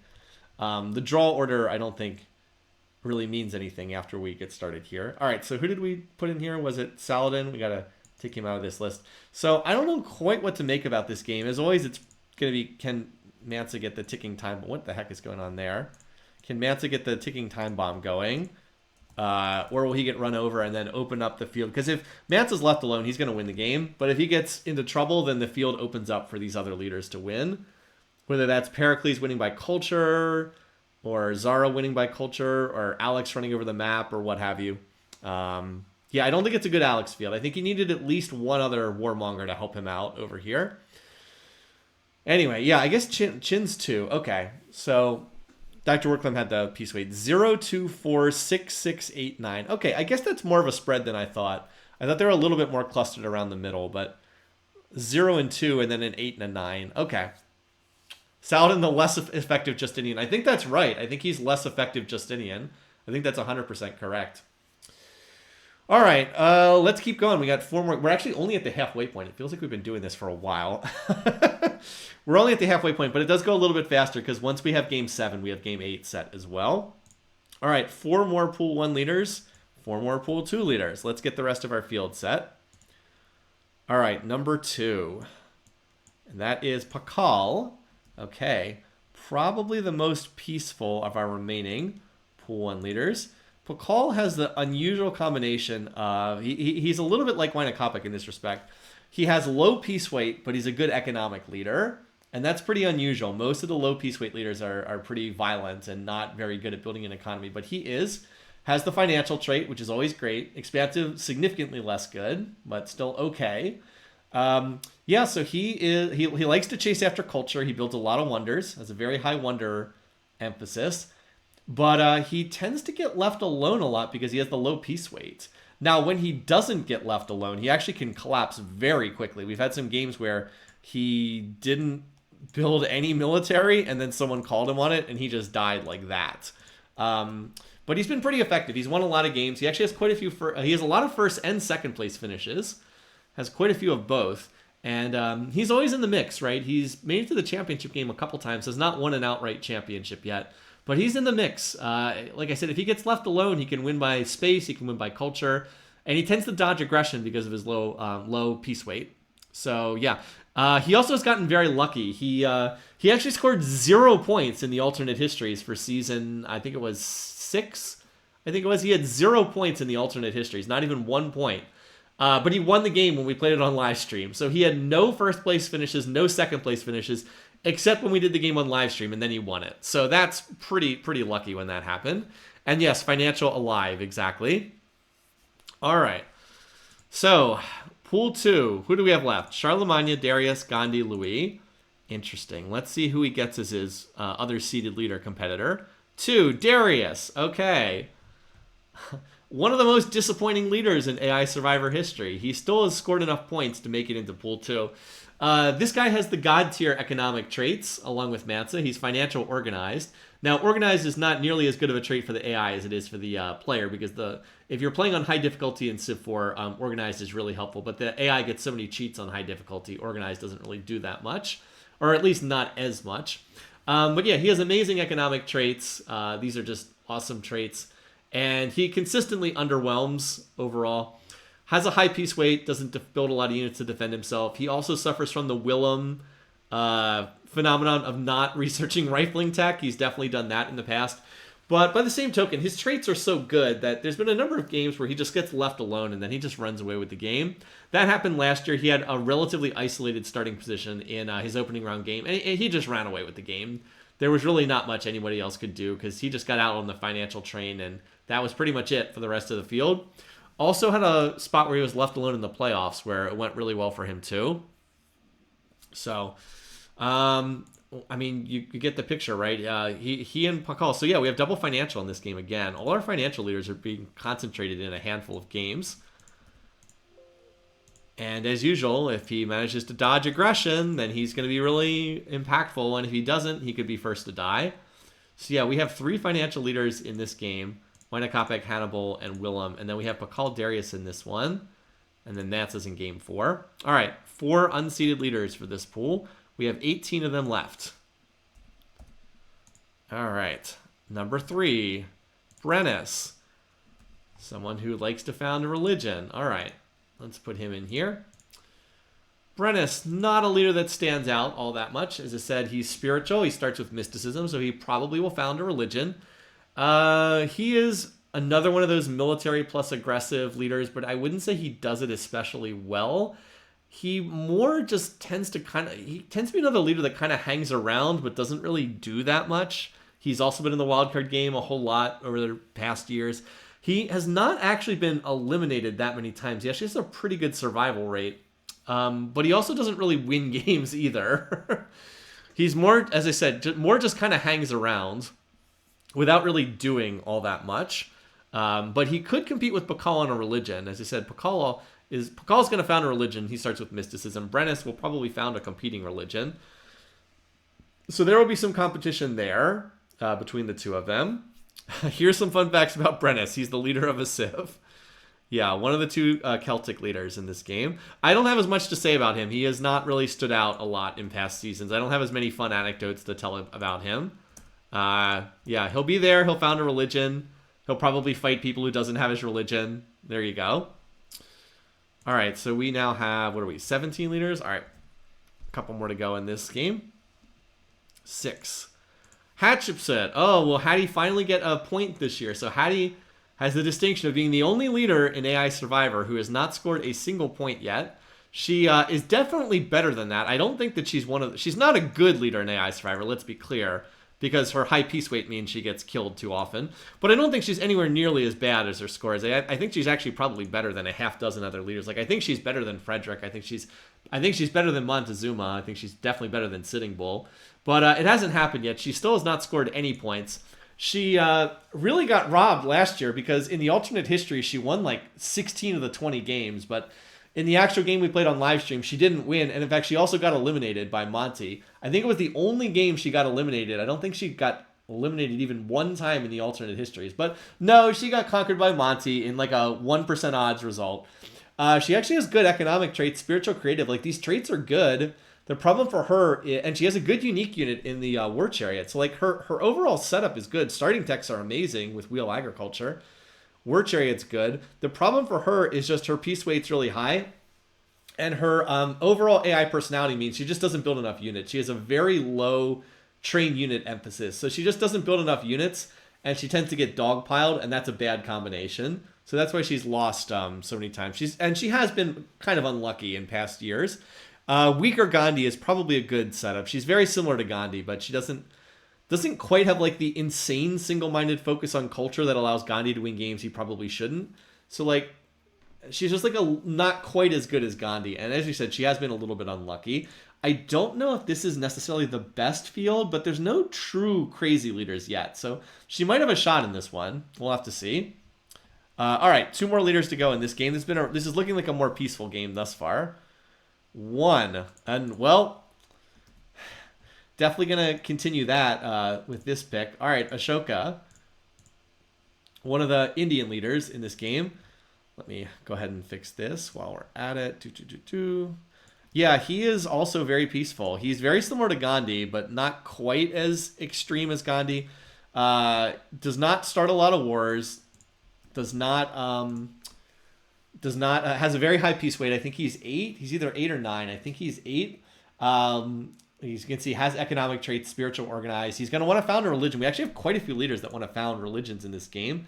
Pakal wants to found one. Brennis wants to found one. Hattie wants to found one, even though she doesn't start with mysticism. Ashoka wants to found one. Could have a lot of religious tension in this game. It's going to be interesting. But yeah, overall, this is a pretty peaceful field. This could end up being kind of a boring AI Survivor game. I'm actually kind of hoping we get someone a little bit more aggressive for the last slot. Most of these leaders will not declare war at pleased. So Pakal will. I believe Darius does not. Hattie does not. Ashoka does not. I believe Brennus doesn't declare war at pleased either, but I could be wrong on that. I think Bakal's the only one of these that declares war at pleased. So if we don't get a more aggressive leader in here, it could be one big love fest. On the other hand, though, if there's like 4 competing religions, that could spike things as well. So I guess we'll see. All right. One more leader to go. Will we get someone wild? Who is still in the pool that's pretty crazy? Well, we still have Monty, of course. Methmed's pretty aggressive. We still have Napoleon, Monty, and Ragnar. They're actually hanging out together here on the leader list. Monty, Napoleon, Ragnar. Let's see if we can get one of them. Anyway, 1 to 15. Let's get our last pull. 12. Ramses. Oh, okay. This is the peaceful game. We have okay. We've got both Egyptian leaders in this game. Ramses actually had a really good season 7. He had never done a whole lot up to until that season, but he did really well last season. And people have been saying they think he was a little undervalued in AI Survivor, and last season showed that he probably was being a little undervalued. Again, he's kind of similar to Hatshepsut, but he builds a little bit more in the way of units. His traits are similar, spiritual, industrious, does like to build wonders. He just seems to be a little bit less suicidally peaceful, if that makes sense. So, all right, let's resort these. This is not looking like a particularly violent game here. This is going to be a build-a-thon, I think. But it does mean, with such a peaceful field, that leaders like Hattie might have a shot here because she's probably not going to face early aggression. That said, if it is a build-off, I do favor Pakal and Darius just because they have the financial trait and that makes such a big difference. Not the field for Brennus. I don't think Brennus has much of a shot here. He's just going to get out-teched by somebody in this game or out-cultured by somebody in this game. My favorite Egyptian waifu, Ramses. Okay. Anyway, yeah, very, very high piece weight game. Very high piece weight game. Dr. Worklam had it in here. 0 for Brennus. The 2 piece weight for Pakal, normally that's an advantage. That might actually be a disadvantage in this game. And then 6, 8, 8, 9. He might actually have be in trouble by being piece weight 2 in this field. He's going to be disliked by a lot of these.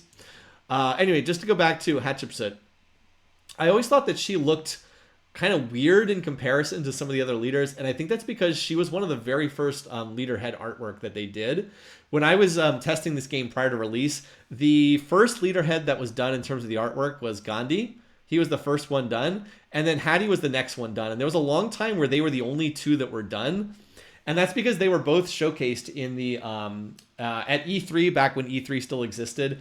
The playable demo for Civ4 had these leaders in it, or at least what they showed to the public had these 2 leaders in it. So they were done first, and the other leaders weren't done for ages. If you're curious about what the other leaders looked like when I was playing the game, I'll just put this on screen real quick because I think this is hilarious. So Civ4, where are we? Pictures, Civ4 pre-release, leader heads. Okay. So if you want to know what they looked like prior to release, this is what the leaders looked like. Oh my God. Just open it in... No, we open it in, hold on. Open it in Orphan View. Open with, here we go. Oh, I can't open this? Are you kidding me? Can we open this in Paint? Or something like that. Does Paint open this? Oh my God. Okay, well you just have to use the, it won't open. Okay, you just have to use the previews here. I'll have to find the software that does this. If I can I zoom in here? No. Hopefully you can still see on the screen. They had like little cartoon caricatures of all these leaders. I can't believe I don't have the software to open this right now. I probably have something that views this, but anyway, yeah. And look at Hattie's. I don't know if you can see this. You see how ridiculous Hattie? Oh wait, you guys can't see this. You guys can't see this for some reason. What is up with this? And you're probably saying it in chat. You guys can't see it. All right. There we go. All right. I am sorry. I should have checked chat. You guys can't see it. Okay. So here's what the artwork looked like. This is when I was playing the game prior to release, this is what we had for leaderhead artwork. They all look like this. And Hattie looks completely and utterly ridiculous. You might also notice this is not Ramses. This is Menes, who is going to be the leader for the other Egyptian leader. But some of these got cut shortly before released because Egypt only had 1 leader in the release game. Who's the other one who got cut? Gilgamesh got cut as well. He was also going to be in the base game, and then there wasn't enough time to program him in. So he got cut. Pericles got cut as well. But yeah, you can see the artwork. It looked pretty wild here. And then there were some leaders that never made it into the game, like Meiji was going to be a Japanese leader, Emperor Meiji, and he didn't make it into the game. Muhammad was going to be one of the Arabian leaders, and then someone was like, maybe we should teach you a little bit more about Islam. Let's not make Muhammad a leader in Civ 4. So yeah. Anyway, that would have been a bad idea. So let's go back to the rest of the draw. But anyway, I thought that would be fun just to showcase some of that. Yes. Let's not make Muhammad a leader in Civ 4. That would probably not have been a good choice there. Okay. Alrighty, so we got this game filled. Looks like a very peaceful game. Pakal, Darius, Ashoka, Brennus, Hatshepsut, and Ramses. Alright, so we got 3 games left to go. 3 games left to go. Yeah, some of that artwork is really cool. I've actually used the Monty one on, I think I used the Monty one on my website a couple times. Alright, so we need 3 more leaders. 3 more leaders to go in each pool. So we have Caesar, Stalin, Suryavarman in pool 1. The Burger King, Charlemagne, Gandhi, and Louis in pool 2. And then these are the unseeded leaders remaining. I'm not going to list them all because there's 14 of them. All right, who are we going to get for this one? Still some number of aggressive leaders left in this game. All right, 2, Stalin. Now, I think a lot of people think Stalin is overrated because he really has done very, very little in recent seasons. He had a God tier season 3 where he won his opening round game, won his playoff game, won the championship game, and set the record for most kills in a season with 7, all in 1 year. He was just like super dominant. The problem is, since then, when we run the alternate histories for some of those games, it turns out he was kind of lucky in some of those games. I know that like Myth and Oops, I Forgot have been going back and doing some of the alternate histories for some of those earlier seasons, and he kind of got lucky in some of these games, and he really has not done much since then. So he might be a little bit overrated in terms of being a pool 1 leader. If he can't do something soon, he's going to drop out of pool 1. But, he always had, he did make it back to the championship in season 4. So he had this incredible season 3, season 4, and then really hasn't done a whole lot since then. I do think he probably feels a little bit more like a pool 2 than a pool 1 leader because his overall setup is not terrible, right? Russia's a good civ for AI survivor purposes. Tends to be one of the better civs. Aggressive, industrious. Well, industrious trait is kind of bad, but aggressive is pretty solid in the AI's hands. He's pretty smart about picking his wars. Like, he's aggressive, but not too aggressive. He has a low piece weight that allows him to generally avoid getting dogpiled. He's a pretty effective leader. I don't think he's like a bad leader by AI Survivor, but is he one of the 8 best leaders? Probably not. But yeah, so he's still in pool 1 for right now, and maybe he'll make me eat crow by having a great performance again. But I will say he is definitely underwhelmed in the last couple seasons. It does also feel like he was one of the leaders that was hurt when the we used to run this with the AI getting the free deity starting techs, and we've since gone back to them having their actual starting techs, like mining, hunting. I do think he was hurt by having the removal of the extra bonus starting techs. Okay, pool 2 leader. Which one of these 3 is it going to be? And it is 2, Gandhi. All right, we've got one of the most famous leaders for Civ 4 here. So just shift Louis up into the remaining spot. Come on, Louis. Excel, why are you being a pain here? Okay, there we go. Gandhi, what is there to say about Gandhi, right? He is the ultra pacifist in this game. Only leader with a peace weight score of 10. I believe this causes some leaders to be furious with him on first meeting, even with no other interactions. But yeah, he's the only leader with peace weight 10. He has the lowest aggression rating in the game. He has the lowest train unit rating in the game. He has very peaceful traits, spiritual, philosophical, so he generates a lot of great people, never wastes turns in anarchy. He only has 1 tech preference, which is culture. He will go after anything that gives culture. So on the one hand, this means he's very likely to be first to die. He dies a lot in these games. But if he doesn't die, his single-minded focus on culture means that he actually takes a lot of victories because he produces some really fast cultural victories. He has a lot of games that he wins on like turn 285, turn 300. So he just accelerates the pace of the game such that they end very quickly if you don't kill him. So he's an all or nothing leader. I think if you've watched this competition before, you know he's all or nothing. He's going to win a cultural victory or he's going to die. That said, he did actually have a second place finish last year, which is really weird because he usually either wins or dies with nothing in between, but he did have a second place finish, which is pretty weird. Gandhi and Alex are the only seeded leaders with a survivor rate lower than 50%. That makes sense for Gandhi. I think he has I think he has like 5 first place finishes or something like that. But he also has a lot of first to dies as well. So yeah. A lot of high piece weight leaders are out of the pool. Let's see who's left. Okay, so these are the leaders that are left. We have 14 remaining. Yeah, there's a couple high piece weight leaders in here. There's still Augustus and Lincoln. Lincoln's still in the pool, but yeah, it's a lot. And Victoria and Roosevelt are in here too. But I agree, it's a lot of low piece weight leaders. So this could be a bad draw for Gandhi. But maybe he gets lucky and dodges. Although he has to dodge low piece weight leaders 5 times. That's probably not going to happen. Well, let's see if he can do it. Let's start rolling these. 11. No, he did not. No, he did not dodge the low piece weight leaders. He's drawn Ragnar, and that is a bad draw for Gandhi. It's not what you want to see if you're Gandhi here. Can we actually copy Ragnar's name, please? Thank you. All right, Ragnar, another super aggressive leader. He's been very ineffective because he's too aggressive. Aggressive financial. He doesn't really seem to make use of the financial trait very well. His economy is always terrible in these games. He just declares war too much. I mean, he's like Genghis Khan Temujin. I believe he has a 2nd place finish in one game way back in like season 2 or something. But he's been very, very ineffective in these games. He starts wars way too soon. He never develops an economy. He falls behind in tech. He basically ruins someone else's game, but he ruins his own game in the same time. He does have a couple kills, but as I said, it really has done very, very little. He also, as Philly D said, he lost his capital to the Barbarians in a wildcard game once, which is pretty hilarious.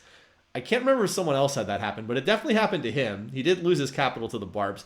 Out of all the leaders you would think would not lose their capital to the Barbarians, you would think he would have built enough units to avoid that, but no.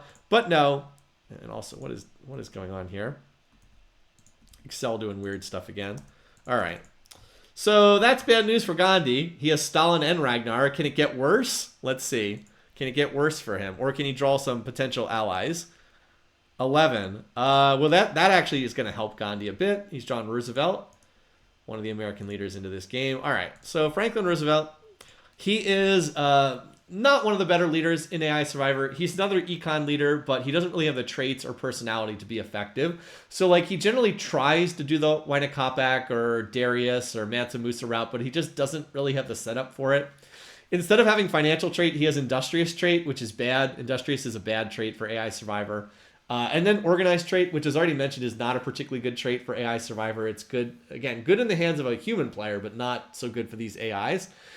He likes to sit in the corner and build wonders and then try to win by spaceship, but there's usually another peaceful leader that can get to the spaceship faster, and his high piece weight means he gets attacked a lot, and he just doesn't build enough units. So he's a pretty ineffective leader.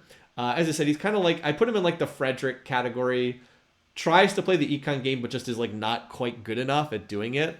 So yeah, he can plot war at please, it's true, but he doesn't start a lot of wars. His aggression rating is quite low.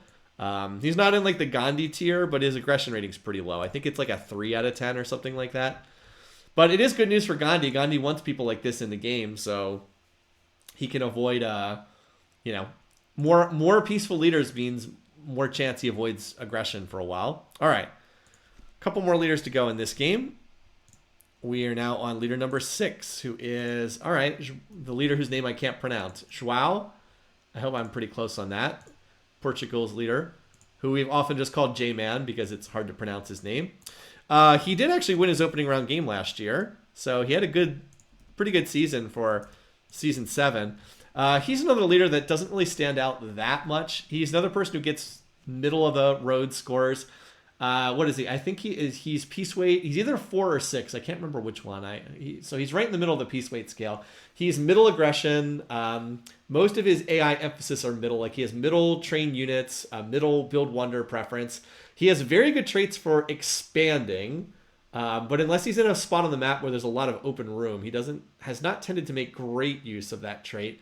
He might be slightly undervalued because he should be pretty good at expanding, and that's a huge portion of being good in AI Survivor, is just claiming a lot of land. 6, thank you for that, 6. But I don't think he's that interesting. His personality is just kind of blah. He's like Churchill. He has a lot of middle-of-the-road scores, and his personality just doesn't really do anything well. That tends to be a recipe for not being super effective, is you kind of want to be good at doing something. I mean, I guess he's good at expanding. I guess I should say he's good at expanding. But the biggest limitation on expanding for the AI tends to be their economy.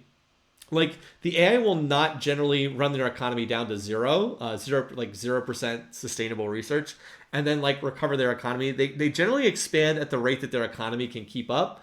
So the imperialistic trait doesn't do as much for him because he doesn't really have the economy to back it up. So he won't just like do an insane settling spree, generally speaking. And he often gets out expanded by someone like, I don't know, Justinian, who has a better economy because Justinian usually has a shrine to back him up. All right, anyway, that still could be worse. Still a good draw for Gandhi. It could have been a lot worse for him there. All right, 2 more leaders to go in this game. Yes, 2 more to go in this game. Number 9. All right, well, that is not a good draw for Gandhi. And in fact, at this point, I think it's a pretty bad draw for Gandhi. He's pulled Napoleon, who is another absolutely insane warmonger in this game. One of the craziest ones, yeah. Napoleon, super high aggression rating, super high military, trains units like crazy. I think he has like the maximum possible train unit emphasis. I think he has 10 out of 10 for trained units in that score. His research preferences are also pure military. He's just going to research all the military techs. This does mean that he tends to get off to kind of a slow start. And my God, his econ is really, really bad. He's one of the worst economic leaders in the game. Also does not have aggressive trait, which is kind of interesting for someone who likes units as much as he does. I do feel like Napoleon would perform better if he had aggressive trait instead of organized. Organized doesn't really fit him. He actually has quite a few kills. He doesn't really have a lot of first or second place finishes, but he has a lot of kills. He has like 5 kills for someone who's never won a game. That's pretty impressive. And we actually have 1 more leader to draw in this game. We've got 1 more person to put in here. But I will say at this point, this is not a good draw for Gandhi. He has Stalin, Ragnar, and Napoleon in this game. That's looking rather rough there. The only way it gets worse is if Montezuma gets drawn into this game. So, yeah. Gonna be some wars in this game. There's gonna be some fighting in this one. And 1 more leader. Let's see what we get here. 10. Okay. So we've got this is a game of contrast, right? We've got a number of high peace weight, very peaceful leaders, and then also some low peace weight, very aggressive leaders. Okay, Victoria, probably up there with Darius as most disappointing leaders in AI Survivor. Her traits are just insane. Financial imperialistic. These are like literally the 2 best traits you can have in AI Survivor. But she has not used them very well, and she's tended to be pretty ineffective in these games. She did have a victory in season, I think it was not the season we just did, season 6, I think it was. But that was the game where she infamously settled 19 cities peacefully where no one attacked her, which is just wild. 19 cities settled peacefully without being attacked. And the alternate history showed that was actually a pretty unlikely outcome. She was not actually the favorite in that game. I think she won like 3 or 4 out of 20 times, which was nowhere near the favorite. So, yeah, I mean, if she gets left alone, right? I mean, she has great traits, but she doesn't build enough units, and she tends to get dogpiled because she has a high peace weight. Okay. So let's go ahead and get these leaders sorted as well. So as I said, it's a game of contrast, right? We've got Gandhi, who is super peaceful. We have Roosevelt, who's very peaceful. We have Victoria, who's very peaceful. But then in addition to that, we've also got Ragnar and Napoleon and Stalin for that matter. So yeah, anyway, this should be the full list here. So I don't know what to make of this game, except that I don't think it's a good game for Gandhi. He actually does, but you know, pulling Victoria and Roosevelt does actually give him a shot. I'll say that. Pulling Victoria and Roosevelt gives him at least a chance, because there are some other high peace weight leaders in this game to help him out. And yeah, Joao is stuck in between 3 peaceniks and 3 lunatics. Stalin I wouldn't say is a lunatic, but he is pretty aggressive.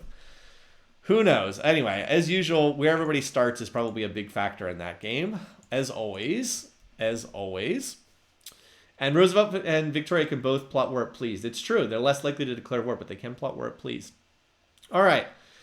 2 games to go. Really, we only have 7 more draws, because once we know who's in game 7, we know who's in game 8. So for this last draw here, we have Julius Caesar is going to be in 1 game, and Sergei Varman, the only Khmer leader, is going to be in the other one. All right. Let's see who goes in which game. So, Sergei Varman for game 7. Julius Caesar not until game number 8. Well, we know who we're going to have in these. Just quick background on the 2 of these. Sergei Varman, very effective leader. He's been pretty effective. He has good expansion, good traits at expanding, expansive creative, low piece weight, some like kind of like decent aggression, but like not insanely aggressive. He has a number of first place finishes and a number of second place finishes. He's been in the championship game a couple different times without actually winning. Just an effective leader overall. He doesn't do one thing amazingly well, except I guess expansion. He's good at expanding. But like he's pretty good about picking his wars. He's not too aggressive. He's also decent at the economy side of the game. I mean, he's never going to be Mansa Musa, but he's pretty good at the economic side of the game. So as I said, he's kind of a good all-around leader, and that's been enough to be pretty effective overall. And then Caesar, I mean, what can you say? Again, I know I've used that phrase a couple different times. Very aggressive, imperialistic, good at expanding, likes to fight wars, likes to train units, has probably the best unit in the game for AI Survivor. I think the Praetorian's the best unit in the game for AI Survivor because the AI loves to build swords. And if he hits somebody with these early on, it's hard to defend against it. All of his most effective games have been when he's rolled over somebody with Praetorians. So, yeah, we actually have not drawn Augustus into this game yet either. So yeah, if he gets the conquest train rolling, he can snowball pretty hard. He also really likes to get a starting position that has some seafood resources because of the fishing tech. He had a starting position in, I think it was season 3, where he had just like this insane game where he started with like double fish and some hill tiles to mine, and he just got off and rolling. And in the alternate histories, he won like 18 times in 20 games. It was insane. Okay, so we know who's in those games. Now we need to do the pool 2 leaders. Just go ahead and clear out these guys here. All right, so Charlemagne will be in one game, and Louis will be in the other game. Who's going to be joining Suryavarman in game number 7? It's going to be Charlie, the Burger King. And then that means that Louis, our defending champion, will not show up until the final game of the season, or the opening round, I should say, not the final game of the season. Okay, so these two, Charlemagne, our season 4 champion, his combination is, again, military plus religion. That's his overall setup. He likes to found a religion because he starts with mysticism tech. He usually does. Good at expanding with imperialistic trait. Protective trait, again, okay for AI Survivor, not as bad as it is in single player. He's kind of famous for backdooring his way into victories, games that he really shouldn't win. There's been multiple different games that he really should not have won, but like another leader just threw the game, and he was like, all right, I'll backdoor into this. Biggest problem is that his economy is really bad. Like the starting techs for Holy Roman Empire, these are not good starting techs for economic purposes.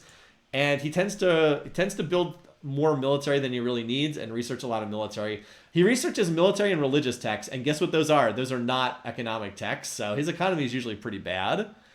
That said, he did win a championship, so he has that, although he only won because Kublai Khan egregiously threw the game.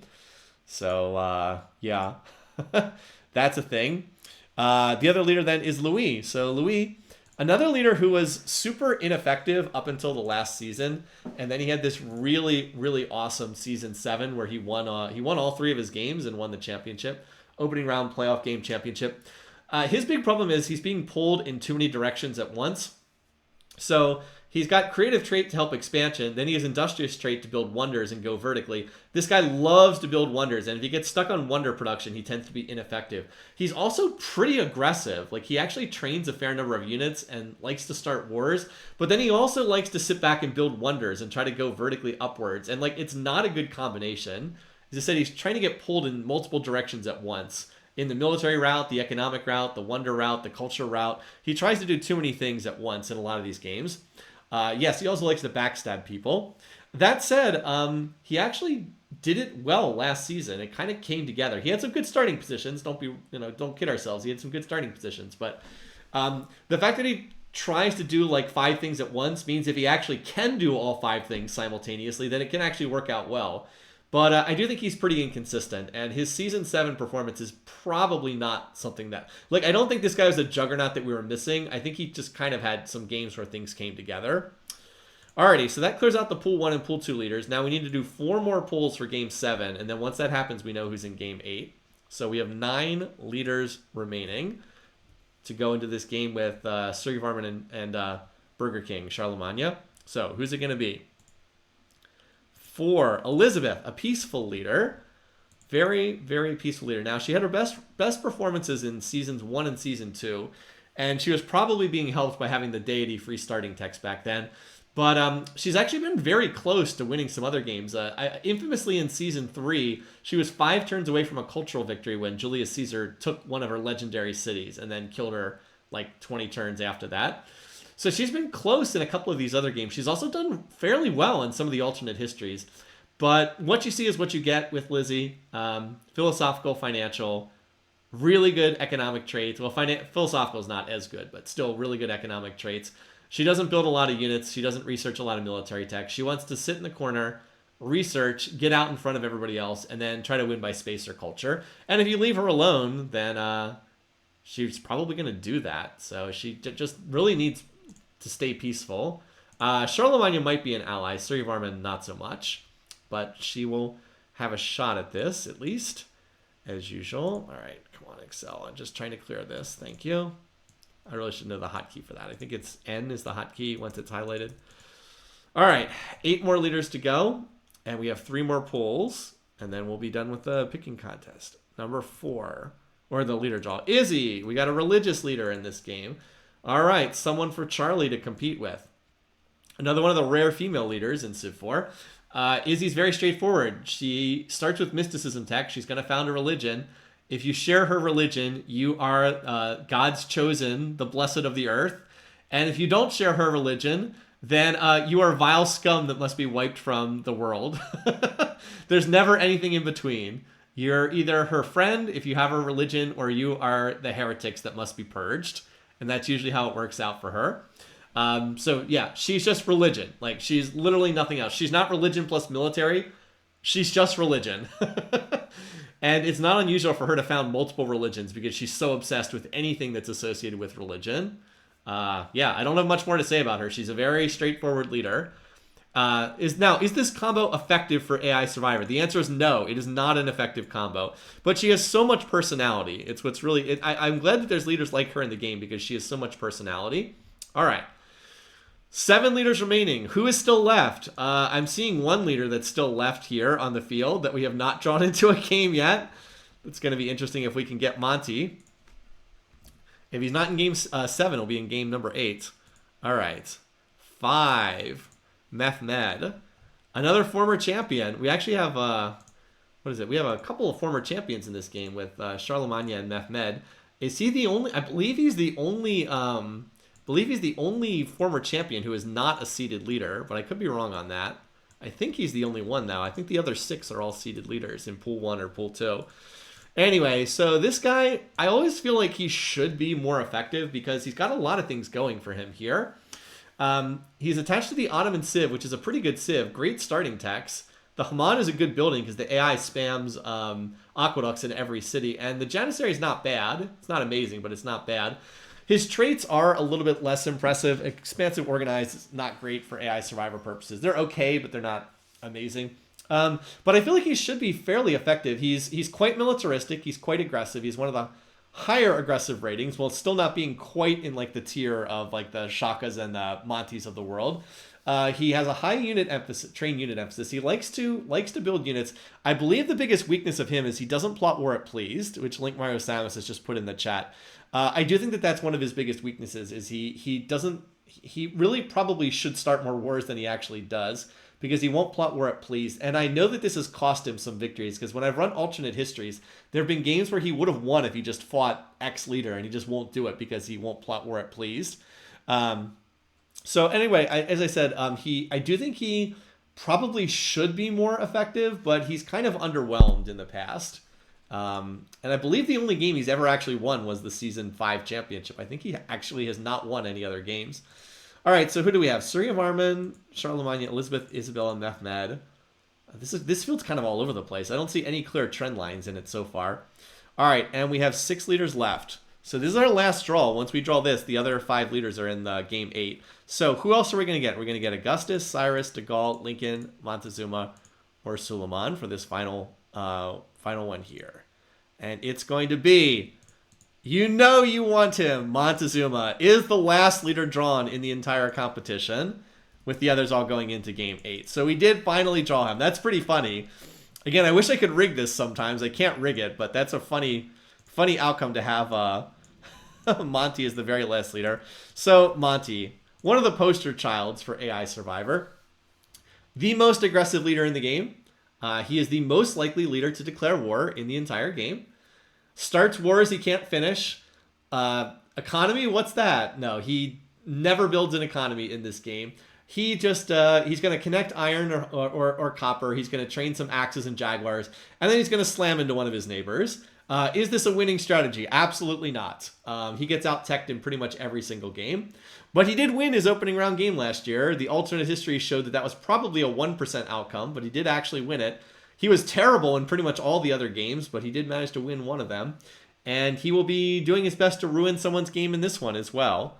So yeah, Monty Elizabeth, it's true, Monty Elizabeth rematch. So let's sort these guys. Actually, we don't need to sort the list. They're already in alphabetical order. So Suryavarman, Charlemagne, Elizabeth, Isabella, Mehmed, Matsusuma. I have no idea what to make of this game. This is all over the place. As Dr. Worklam has on piece weight, Monty 0, Suryavarman 1, Mehmed 2, Charlie and Izzy at 6, and then Elizabeth at 9. Yeah, it is all over the place. I have no idea what to make of this game. This could go in any direction depending on what leaders are in there. All right, and then let's draw. And then for our final game, the last 5 leaders all go into our final game, so we can just drop them in right here, like so. All right, Augustus. I'll run through these quickly. We know who these leaders are. All right, Augustus. He's the less effective Julius Caesar. Also gets Praetorians, but is put in the combination of someone with bizarre traits. Imperialistic to go wide, industrious to go tall. There's no real synergy here. He's a relatively peaceful leader. He likes to build wonders. Enough said. Yeah, double Rome in this game. I think we've had double Rome before, but I could be wrong. So, yeah, he's kind of all over the place. Has not been terribly effective as a leader. All right, next up, Cyrus. Cyrus, he's been a Pool 2 leader a bunch of times before. He's had a really good Season 2, the true winner of Season 2. I think that he might have been a little bit lucky in that game. He tends to be fairly effective. He's not far off from being a seeded leader, so he has definitely had some success in past years. Imperialistic means he's pretty good at expanding. Charismatic's a solid trait for AI Survivor. He's on the low end of peace weight. Doesn't start too many wars. He has like the correct amount of aggression rating in this game. So yeah, he's one of the more effective leaders. I suspect he'll be one of the favorites for this game. People tend to think he's pretty effective. De Gaulle, not one of the more effective leaders. He had one really good game in Season 3, and he's basically done nothing other than that. Yeah, he's not a good leader. Industrious, charismatic, not especially good traits. He has peace weight of 0, which tends to make it hard for him to make friends with a lot of the other leaders. He just kind of doesn't really do a whole lot. He's another leader who spends a lot on espionage, which is kind of wasteful spending. Yeah, it doesn't really make sense. He's the most likely leader to vassal himself to someone else, because apparently the people that made this game were like making anti-France jokes for some reason. I don't know. I think it was like a war on terror thing where like France and the US were kind of at a low point in their relations. I don't quite understand it. But in any case, yeah, he's not a very effective leader. I don't think he's a particularly good one, but any leader can do well in this. Yeah, cheese-eating surrender monkeys, basically. As Link Mario Samus put in the chat. So anyway, yeah, not one of the more interesting leaders, not terribly effective in terms of past performance. Lincoln, okay, Lincoln is mini Gandhi. He's less effective Gandhi. Also extremely pacifistic.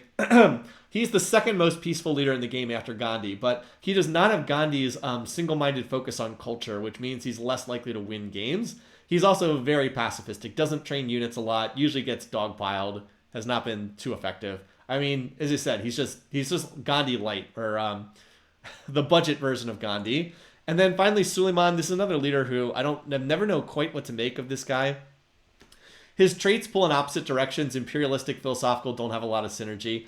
Again, gets the Ottoman Civ, which is one of the better Civs in this game. He was also apparently super dominant in the alternate histories last year. He did not win his opening round game, but he won like 15 or 16 times in the alternate histories. So we had like this bizarre outcome that we actually saw on live stream. So I feel like people maybe are underestimating him a little bit, but he has not been very consistent in the past. He has a relatively low peace weight, relatively high militaristic score, but like he's not as effective as some of the other warmongers. So I don't know. he's just kind of a guy. I don't think that he's that interesting. He's just kind of like a militaristic guy, but not a super effective one. So anyway, there you go. There's all of your leaders for the pool. So let's go to the desktop so you can see. Let's put this on full screen on here so you can see them all a little bit more effectively. All right, so, and then by the way, let's bring back the leader list, which I stuffed here on another tab so that I could just bring it right back again after I remove them all. All right, so opening round, there's all of our opening round games. I don't know which games are people most excited for. Obviously, it's going to take a little while. I think people are probably going to look forward to this game. I think this one's going to be fun. I think game 4 is going to be pretty. No, wait, this is not the one I was looking for. This one, I think this one's going to be pretty entertaining. I want to see Gandhi go up against Ragnar and Napoleon in that game. I think that's going to be pretty entertaining overall. So the maps for these are all set. I have them ready to go, but I have to put the leaders on the map, and that takes a little while. Game 5 is probably the least interesting. It looks like a peaceful game build fest, but we'll have to see. Sometimes the games can surprise you. You never know. I will say that Game 5 probably is looking like the least exciting one. So let me go ahead and show you what... I exit out of this. I keep going back forever. Let me put the Civ on the screen briefly here. And apparently my face is off camera down there. Okay, let's do this. There we go. This will work for right now. Okay, so I don't have that, but what I can show you is... I can't really, I mean, I could show you the maps, but they're not going to have the leaders on them, so it's not going to be meaningful. Here's what I will show on stream. So we have a new championship map for this season, which was done by Cutter Axis, one of the members of the community, and it looks really, really cool. So I'm just going to pull that out. I have it as a World Builder save file right now. He actually sent an updated version of the map with a few additional tweaks. This does not include them. But let's go ahead and take a quick look at what this is, because I think this is going to be a really fun map for this. All right, so let's go ahead and just do turn 1 so everybody settles. Put this in debug mode. Okay, and boom, look at that mini map. We've got this awesome spiral design. All right, so this is what the map is going to look like. It is a mirrored starfish design. Yeah. With the middle having resources, and it is mirrored for the most part. Especially the starting positions are mirrored, but they're not perfectly mirrored. The capitals are mirrored, but then some of the other resources are a little bit different right here. So I think this map looks really, really cool. And like you can see, yeah, everybody's got like the same initial capitals, but as you get a little bit further out, the mirroring is a little bit less exact. So like there's some different resources on some of these tiles. But then the middle of the map that people fight over, I believe, has some more mirroring again. So yeah, I think that this is going to be a very, very entertaining map to see play out. And I'm looking forward to doing this. So like I said, we'll obviously we're a long way away from the championship. We won't have this to look at for quite a while. But yeah, I'm looking forward to this. I think it's going to be a lot of fun. So again, kudos to I hope I am getting that name right. It is Cutter Axis. Did I get that correct, or did I get that wrong? Yes. Okay, I did have that. I do believe I have that correct. I don't want to misattribute who is making this map to the wrong person. Okay, so plan going forward. So tonight, I'm going to hop off stream now, and I'm going to spend some time this afternoon just putting all the leaders into their respective games. Sometime tonight, I'll post on the Discord that the previews are all ready, and they'll be up on the AI Survivor website, so you'll have all the previews ready. We're going to have 2 weeks for people to look over that. So the people who are in the fantasy contest will have some time to think things over. There's no rush. 2 weeks from now, we're going to do the fantasy draw, which will be live, like we did last year and the year before that. I'll be the moderator, and we have 8 participants lined up, all people that have been part of this AI Survivor community for a while now. So I'm looking forward to seeing how everybody decides to do the bidding contest. And then 3 weeks from today, 3 weeks, which will be on May 31st, if I'm looking at this correctly. May 31st, first day of May, we will start with Game 1, and AI Survivor will kick off with Season number 8. So until then, I hope you enjoyed the leader draw. Looking forward to seeing the fantasy contest, and then also the beginning of the season. And the picking contest form will be ready. I'll probably do that I don't know, maybe next week. Maybe we'll have the picking contest form ready. But I want to have people be able to get their picks in as well. But we'll have that ready probably 2 weeks in advance of the game being ready. So until then, thanks for joining in. I hope this was fun, and I'll see you back when the actual season kicks off in a few weeks. So take care, folks. I'll see you then. Have a great weekend. See you soon.